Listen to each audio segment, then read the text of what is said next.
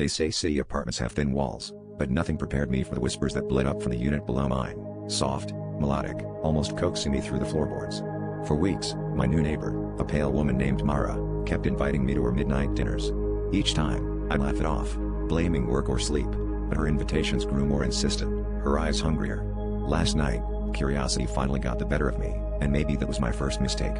If I'd known what waited in her candlelit kitchen, I'd have never replied to her knock. The air down there felt syrupy thick, clinging to my skin as I stepped inside. Mara greeted me with a smile too wide, her lips barely moving as she gestured to a table set for more than 2 plates, cutlery, but only one chair pulled out.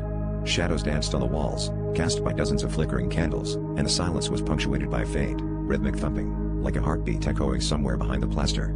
I tried to joke, but my voice came out thin, swallowed by the gloom. Mara poured me wine that shimmered strangely in the glass, her gaze never leaving my face.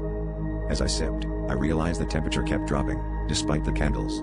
Mara spoke about the building's history, her words skipping from decade to decade, stories of tenants who vanished, parties that ended with empty chairs and cold meals. When I reached for my phone, my fingers felt numb and clumsy, the device was dead. That's when I saw them, faint impressions on the walls, like handprints pressed from the other side.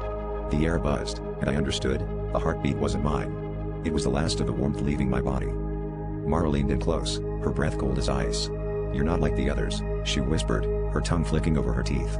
Then I saw, her eyes glowed faintly, and for a split second, every empty chair at the table was filled with translucent shapes, faces twisted in silent screams.